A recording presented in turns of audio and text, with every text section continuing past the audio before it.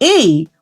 গ্রেফতারি পরোয়ানা যে কর্মকর্তাদের বিরুদ্ধে জারি হয়েছে তাদের অনেকেই যে 5ই আগস্টের পর সেনাবাহিনীর ব্যবস্থাপনাতেই এবং একেবারে সেনাবাহিনীর শীর্ষ কর্মকর্তাদের কিংবা বলতে গেলে সেনাপ্রধান ওয়াকারুজ্জামানের সিগন্যাল পেয়েই যে এরা সেফ এক্সিট নিয়ে সীমান্ত পেরিয়ে ভারত চলে গেছেন, এদের অনেকেই সে বিষয়ে যখন নিশ্চিত খবর পাওয়া যাচ্ছে তখন সে সন্দেহ আরো দানা বাঁধছে যে গ্রেফতার কে করবেন, কোন পদ্ধতিতে হবে, সিভিলিয়ান কোর্টে বিচার ঠিক নাকি আর্মি অ্যাক্টে বিচার হওয়া উচিত, এসব নিয়ে আলোচনার মধ্যে আসলে এই সেনা কর্মকর্তাদের অধিকাংশকেই পালিয়ে যাওয়ার সুযোগ দেওয়া হবে। দেখেন, আমার দেশ এই শিরোনাম করে ওয়ারেন্টভুক্ত সেনা কর্মকর্তাদের অনেকে পালিয়ে গেছেন এই শিরোনাম করে আজকে যে খবর দিয়েছে সেখানে তারা বলছেন গুম খুনের সঙ্গে জড়িত থাকার অভিযোগে আন্তর্জাতিক অপরাধ ট্রাইব্যুনালের ওয়ারেন্টভুক্ত সেনা কর্মকর্তাদের অনেকে পালিয়ে গেছেন। এর মধ্যে counter terrorism and intelligence bureau সিটিআইবির সাবেক পরিচালক মেজর জেনারেল কবির আহমেদ দেশ ছেড়েছেন। দেখেন, এই কবির আহমেদ কে? এই কবির আহমেদ শেখ হাসিনার সামরিক সচিব ছিলেন এবং তিনি চাকরিরত অবস্থাতেই আছেন। 5ই আগস্টের পর থেকে এখন পর্যন্ত তিনি দায়িত্বরত ছিলেন এবং এই কদিন আগে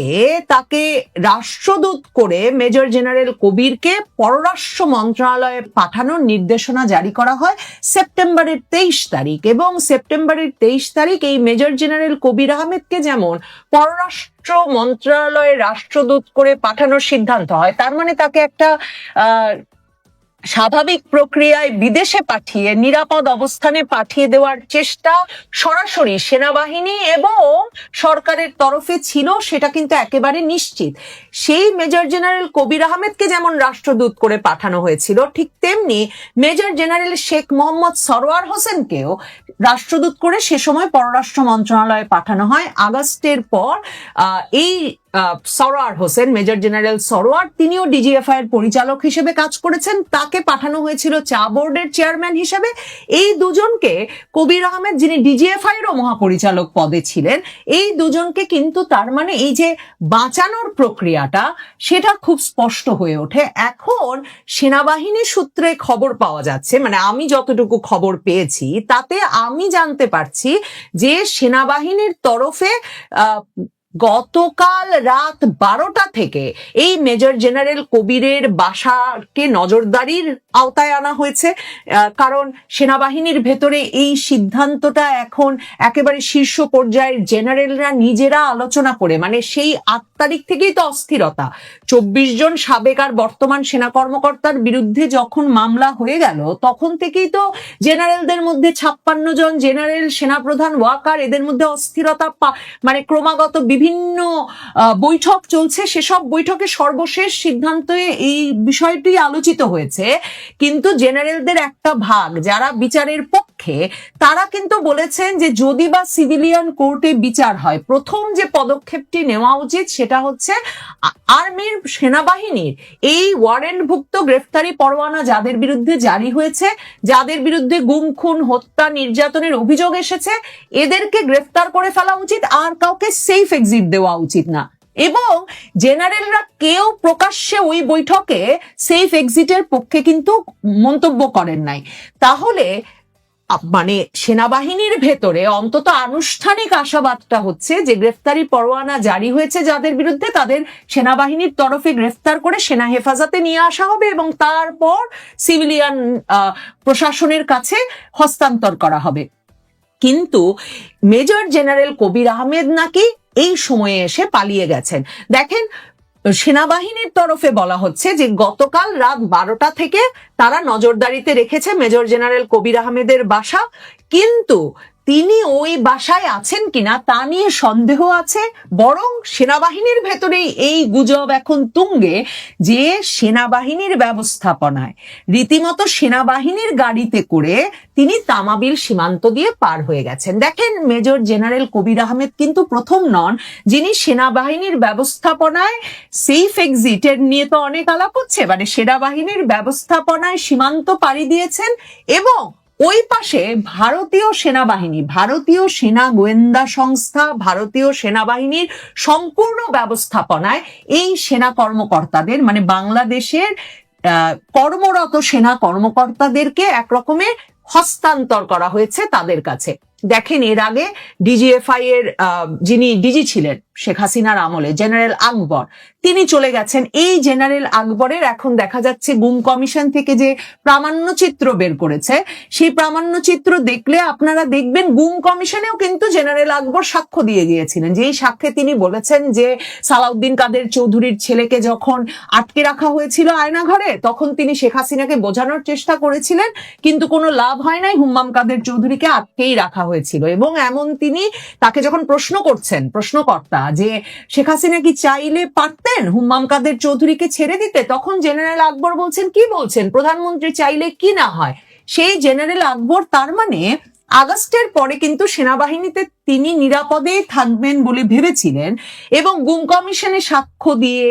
এই ধরনের সাক্ষ্য দিয়ে এক রকমের নিরাপদ একটা পরিস্থিতি তারা সেনাবাহিনীর কর্মকর্তা বলেই প্রত্যাশা করছিলেন। তার মানে এই যে ওয়াকারুজ্জামান সহ সেনা নেতৃত্ব যখন বুঝতে শুরু করেন যে আসলে তাদের বিরুদ্ধে ফৌজদারি মামলা হবে, আন্তর্জাতিক অপরাধ ট্রাইব্যুনালে মামলা হবে এবং এদেরকে আসলে বিচারের মুখোমুখি হতে হবে, তখন তার মানে সেনাপ্রধান ওয়াকার একে একে এই এক একজনকে করে তাদেরকে সেফ এক্সিট দিয়েছেন। এই জেনারেল আকবর, যিনি 9th ডিভিশনেরও জিওসি ছিলেন না, জেনারেল মঞ্জুর, যিনি এনএসআই এর সাবেক মহাপরিচালক, এবং গুরুত্বপূর্ণ বিষয় হচ্ছে জেনারেল মুজিব, যিনি এসএসএফ এর ডিজি এবং কোয়ার্টার মাস্টার জেনারেলের মতো শীর্ষস্থানীয় পদে ছিলেন বাংলাদেশ সেনাবাহিনীর। এরা কেউ তামাবিল দিয়ে, কেউ ধোবাউড়া দিয়ে পার হয়েছেন, কিন্তু এরা প্রত্যেকে পার হয়েছেন সেনাবাহিনীর, বাংলাদেশ সেনাবাহিনীর প্রহরায় এবং ব্যবস্থাপনায়, আর সীমান্তের ওপার থেকে তাদেরকে ভারতীয় সেনাবাহিনী গ্রহণ করেছেন। দেখেন, সর্বশেষ ডিজিএফআই এর যে ডিজি ছিলেন হামিদুল হক, যার সঙ্গে জামায়াতে ইসলামীর একটা মানে গুরুত্বপূর্ণ এবং ঘনিষ্ঠ রাজনৈতিক সম্পর্ক ছিল, বণিক বার্তার প্রতিবেদনে সে খবর প্রকাশিত হয়েছে। এবং এই হামিদুল হক, যিনি জুলাই আগস্ট আন্দোলনে গুরুত্বপূর্ণ ভূমিকা রেখেছিলেন যাতে সেনাবাহিনী আন্দোলনের বিপক্ষে গিয়ে না দাঁড়ায়, এবং এমনকি আন্দোলনের শীর্ষস্থানীয় ছাত্র নেতাদেরকেও তিনি একরকমের সুরক্ষা দিয়েছেন, প্রোটেকশন দিয়েছেন। এই হামিদুল হক আর আহমেদ শামস তাবরেজ এরাও কিন্তু ভেবেছিলেন যে তারাও সেনাবাহিনীর ভেতরে আসলে টিকে যেতে পারবেন এবং তাদেরকে অন্য পদে দিয়ে অন্য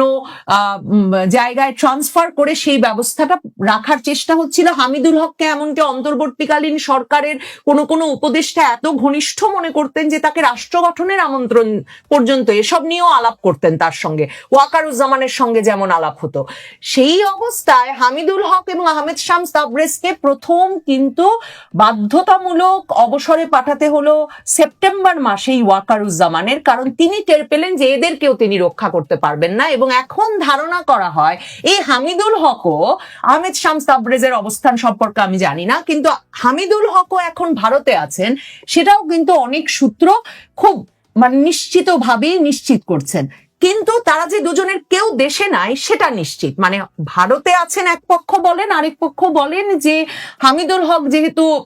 জামাত ঘনিষ্ঠ ছিলেন তিনি অন্য রুটে গেছেন এবং তিনি সম্ভবত ইউরোপ চলে গেছেন। তো দেখেন, এই হচ্ছে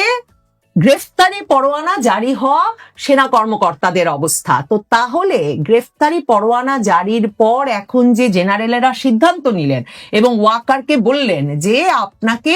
যাদের বিরুদ্ধে এরকম সুনির্দিষ্ট অভিযোগ এসেছে সেনাবাহিনীর ভাবমূর্তি রক্ষা করতে আর সেফ এক্সিট দেওয়া চলবে না, আপনাকে এদেরকে গ্রেফতার করে সেনা হেফাজতে আনতে হবে, এবং তারপর আপনি যদি আমরা যদি আরো নেগোসিয়েট করতে পারি যে সামরিক আইনে বিচার না হয়ে কি মানে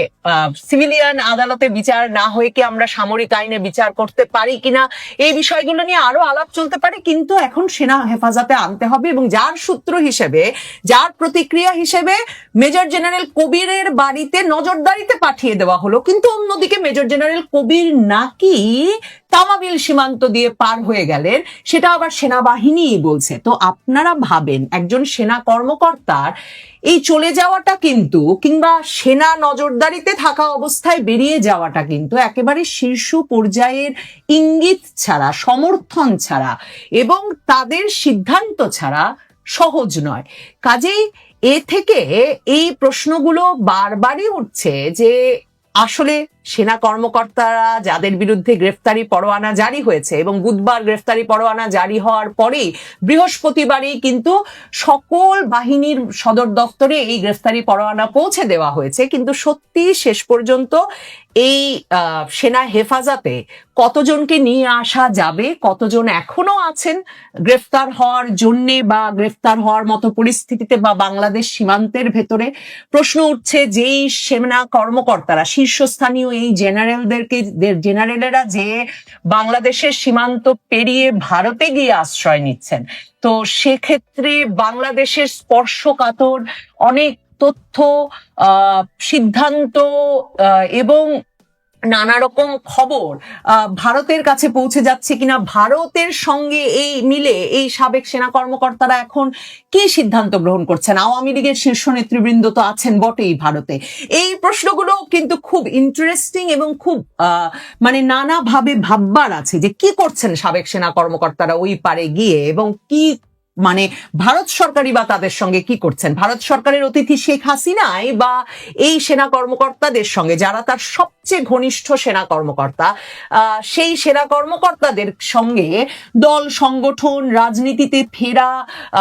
বাংলাদেশের রাজনৈতিক পট পরিবর্তনের বিষয়ে কি ধরনের কাজ করছেন, এই বিষয়গুলো। তাই এই সেনা কর্মকর্তারা কি পালাচ্ছেন, সেনাপ্রধান ওয়াকারুজ্জামান কি তাদেরকে পালাতে দিচ্ছেন,